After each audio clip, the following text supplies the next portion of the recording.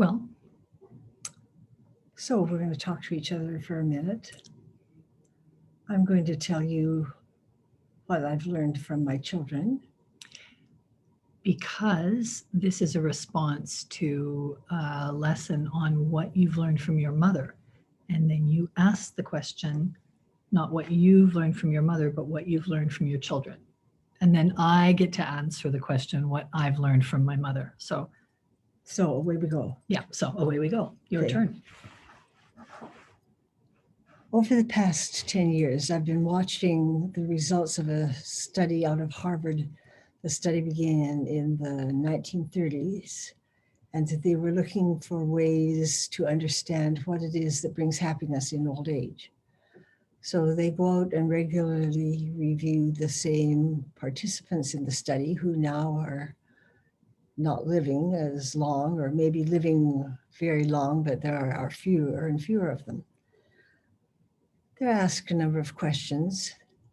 At one point, the questionnaire only said, "Can you tell us what you've learned from your children?" They found that when the results came in, some people could only tell what their children could have learned from them, but they couldn't articulate that they had learned anything from their children. So I'm going to tell you 3 things that I've learned from my children.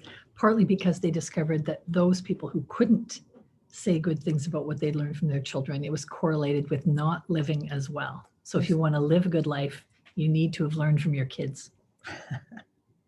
So, what have I learned from my children? Number 1, I've learned from my daughters and daughters-in-laws and from my sons that I can be open to new ways of technology, like this one, making a video, which I would never have dreamed that I would just sit down and we would pull up our computer and away we would go. So that's the first thing I've learned from my children, to be open to the methods of technology that really articulate what is going on in their lives. Number 2, what I've learned from my children is that I can be open to new ways of crafts. For example, not the traditional ones.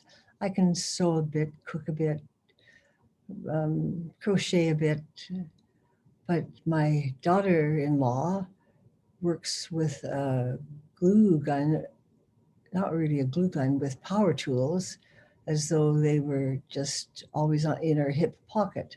Or another one works with liquid glass.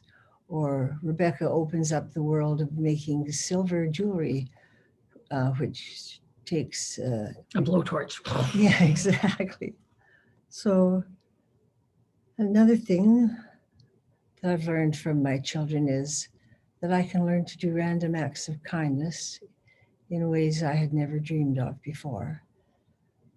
I would say another thing I've learned from my children, mostly in the lives of the boys, is that they've taught me about politics.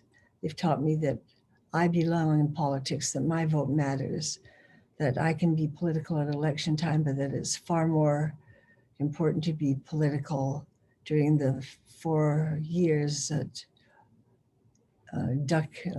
bookend every election. So that's it, folks. That's what I've learned from my children. Arta only gave me like a 1 minute advance notice of 3 things that I've learned from my mother. So 3 things that I've learned from my mother that are on my mind today. Number 1 is if you see something and it's unusual, you should try it. So I know this because she always told me that her father told that. So if a new experience comes along and it's not going to hurt anyone, go for it. The other thing that I've learned is we're going to go meet Laurel, but this is a perfect time because my mother also taught me to practice incompetence and indifference. And that she told me if I had those 2 skills, I would have a happier life because then other people would have to pick up the slack. But then today, when she asked me to take care of her toes and put some cream on them, she told me I was very bad at it, but I could only tell her it's because my mother taught me to practice incompetence and indifference. So there you go. The crows come home to roost. The end.